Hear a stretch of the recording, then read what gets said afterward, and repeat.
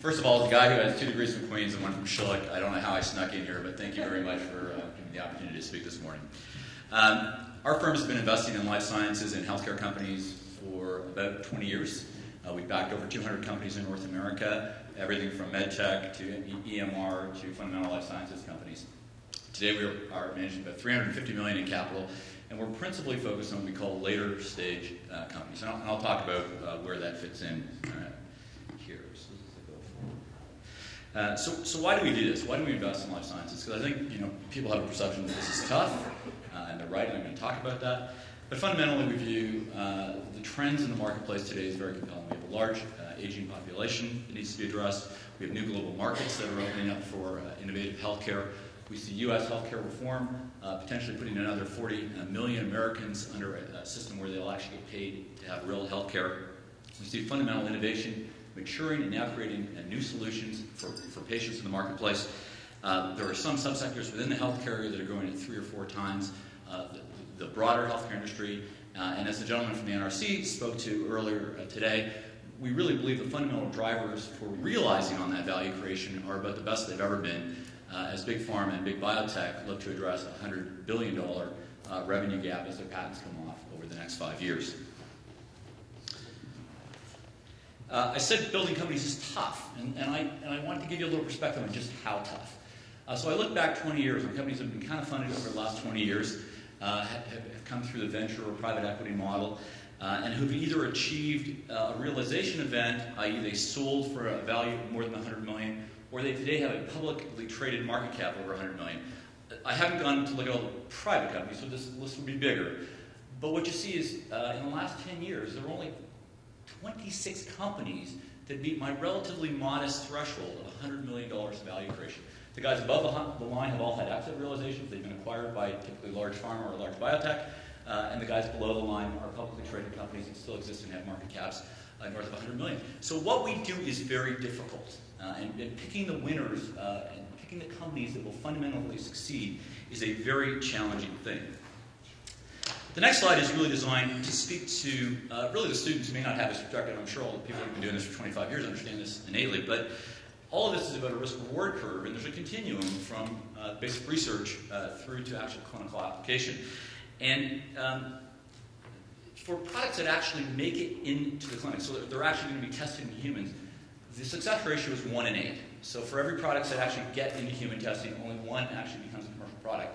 You'll see on my chart, I actually showed a metric from 16 to 2. And so for every 2 that actually become commercially successful, probably only 1 really is a big winner for the company that commercializes it. 1 is a commercially viable product, but it's not a huge success.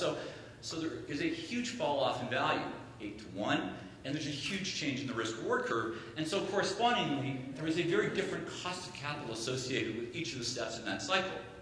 At the very beginning, the early basic research side, the cost of capital is virtually infinite. It's hugely expensive and it's hugely risky.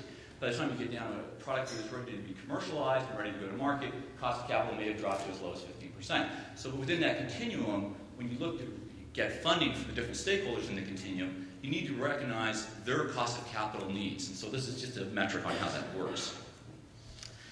In terms of how we think about the funding ecosystem, there are really 6 players that matter. Government, obviously, foundations that have an interest in healthcare, whether it's juvenile diabetes or the Heart Association or any of those stakeholders. Angel investors, individuals who have high net worth and who are prepared to write checks and typically be very engaged in the companies they work with. Corporations, so the pharma players. Venture capitalists like myself. And then the public equity markets. And those are typically the 6 players. And I try to color code this. So dark green is guys who play probably the whole continuum. Light green is sometimes they play in that part of the continuum. And then dark gray is they probably don't play in that continuum at all. I'm not going to spend much time on the government financing part of it, because it's probably the part that I know the least about. But I am going to put up one slide that I think is important. While Canada does really meet its pro rata commitment to funding in the space relative to other companies, which is interesting is it does most of it through tax incentives. So very little of it is done directly. And that's fundamentally different from many of the other G7 or G20 countries. And so it does change the dynamic in which capital flows from the government entities down to the private sector companies. And it'll tie in a little bit with what I talk about later. On the public sector side, it's gotten really tough. And clearly 2008 was a horrible year for public market financings. 2009 is not much better. I think this is going to be probably the second worst year in the last 10 years in terms of financing for public companies. So there's real challenge for companies that have gone public in terms of where they get their capital from today and what are the resources that are available to them. Talk about the angel and VC side, part that I play in. So if you look back to 2001, about $700 million deployed. If you follow the trend line through to 2008, down to 250. This year it looks like we're going to deploy less than 150 million. I mean, that is a humongous fall off in the amount of capital being deployed in innovative companies. And so you say to yourself, why is that? Well, guys like us, all of the guys who deploy life science venture capital have only been able to raise about 275 million in new capital since 2004. So the amount of capital that's been created and available for capital deployment in this country has fallen off a cliff. And correspondingly, the companies who receive that capital have had their capital investment fall off a cliff.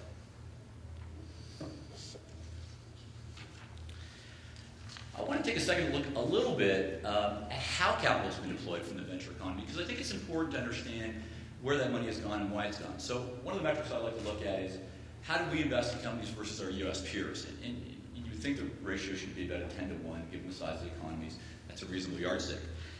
And so not everyone, typically what we hear is that there isn't enough focus on providing venture capital to the early stage companies. And actually the data don't show that. If you look at the data from 2004 to 2008, what you'll see that is on a 10% rule basis, we've actually funded exactly at the 10% level. In fact, we funded at 10.83%. So we actually funded slightly ahead of in the early stage relative to our U.S. peers. Where we have really failed is providing the capital to take those companies to the next stage, whether it's putting in place the manufacturing processes or the commercial processes or doing the clinical work to actually make those companies sustainable long-term business. And in fact, the dollar ratio is about 3.6 to 1. So we have, in fact, had a $2 billion funding deficit over the last 4 years for really moving our innovation companies in life sciences forward. And it's a fundamental problem. And so if you look at what's happening today, you have all these companies that have basically stalled. And they're sitting there, they have innovative solutions, they have innovative products, and they have no ability to fund the next clinical trials or to put in place the manufacturing processes needed to take those companies to make them sustainable businesses. I want to do one slide on sort of the venture thing because you hear all kinds of things about the venture economy and the venture reality. First of all, I said it earlier, but being a VC is tough. It's hard to make money. It's hard to make money in Canada, but it's also hard to make money in the US. And I think people fail to realize that. In fact, less than a quarter of all US VCs make a return higher than 10%. Stunning number. 3/4 don't make good returns. In fact, half of US VCs don't even return capital deployed in their funds. That's how hard it is. So there is a real challenge in terms of deploying that kind of capital and building it successfully. In Canada, the problem was further exacerbated in sort of the 98 to 2002 timeframe because we went from an economy that had relatively small pools of venture capital, and we expanded the pool of capital by 3 or 4x. We did that very quickly through a bunch of tax-based incentives. We then told that pool of capital, you need to deploy it quickly. 9 months or you're going to be penalized. You need to deploy it regionally. You can only deploy it in the markets that you raised it in. And typically that capital was being deployed by managers who weren't particularly experienced. They were hired new. They were guys who maybe came out of just doing their MBA or they had a couple years of operating experience. And so it's not really a surprise that the numbers have been pretty bad. We did it differently than the most successful players in the US market, the model that worked. And what was the model that worked? Guys who'd been in the industry stepped out and funded their friends. They helped build the businesses. They were deeply engaged operators. They were very hands-on. They deployed limited pools of capital. They were very engaged in that process and brought tons of domain expertise and tons of insight and tons of operating experience to a relatively small pool of companies. And so I think what's happening in Canada and in the US right now is we're seeing a shift back to those traditional fundamentals. The pool of VCs is going to get smaller. Our estimate is about half of all VC firms will go away over the next couple of years, maybe 5. And go away means dysfunctional partnerships and all those kind of things that can't raise money. The makeup of partnerships will change. Partnerships will go back to the fundamentals. The teams will typically be made up of operators, guys who have built operating companies, guys who have actually engaged and have deep domain expertise in the space. And in fact, our own firm has gone through exactly that process. We went through a process of change that led to every one of my partners now being a guy who's actually worked in an operating company, started a company, or been at the lab bench. A very fundamental change from the firm that we were even 10 years ago. And it's produced results. We're actually one of the top performing funds. We've had 12 liquidity events in the last 4 years. We're very proud of the success that team has driven, and I think those kind of changes will lead to more support for innovation in Canada. So let's change gears a little bit and talk about corporate R&D spending. I think, again, the gentleman from the NRC has set me up very nicely for this slide, and I'm only going to focus on the bottom part of the slide and reference the same study that he did, which is when it comes to R&D, the report concluded that foreign-owned subsidiaries tend to only pull their weight when coerced by government. And in fact, they cited the pharmaceutical sector as one of the examples where government intervention has made a fundamental difference in R&D spending. So let's look at what that R&D spend change has been. So I went to a couple of data sources to pull this data, and what we saw is that in 1988, R&D spend from Big Pharma was about 6.1% of revenues, or about $165 million. Bill C-22 was introduced, and over the next 14 years, R&D spend in Canada improved materially. In fact, in 2002, it was 9.9% and accounted for $1.2 billion. So exactly what you would have liked. And in fact, through that cycle, spending in some years was over the 10% hurdle.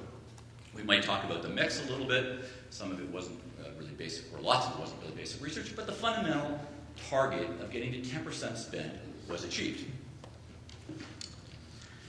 I then went and looked at what happened between 2001 and 2008. And again, I think the gentleman from the NRC said that if you look at one of his graphs, he had a split in terms of what happened to R&D spending. And while revenue growth for those same guys went up 52%, R&D spend went up 24%. And so what I did was I tracked cumulative deficit. So I took 10% as my threshold target, and I said, if I look at what happened through that period, what's the cumulative deficit in R&D spend versus my expectation? And so it was all good until 2001. In fact, they were right on track. And in fact, you see how the line goes below the curve. In fact, everyone was doing better. They were spending over the 10%. Starting in 2001, that curve changed. And over the next 7 years, we've now incurred a deficit of $1.2 billion. The deficit between the 10% target and actual. And R&D spend is now 8%. So who benefits from supporting the innovation economy? Well, clearly we all do. We're all stakeholders in the innovation economy at every level. But what's interesting is the big corporations are probably one of the big and easy-to-measure economic beneficiaries of that innovation economy. In fact, if you look at some recent data, 38% of all big pharma NDAs were actually innovated externally. So they either in-licensed it in or they acquired the partners. And that's important. It says those stakeholders have a big economic incentive in participating in the Canadian economy at that level. And so finally, come to the conclusion. The financing continuum in Canada isn't working really well. We need more interaction between all the players in the continuum. I think the governments need to think about being more significant direct participants. And I think we need to find a better role for allowing the big corporate players in this market who have a very fundamental incentive to be supporters of innovation to find ways to integrate that are good for them and accretive for them and also good for the fundamental ecosystem. And I look forward to question period. Thank you very much.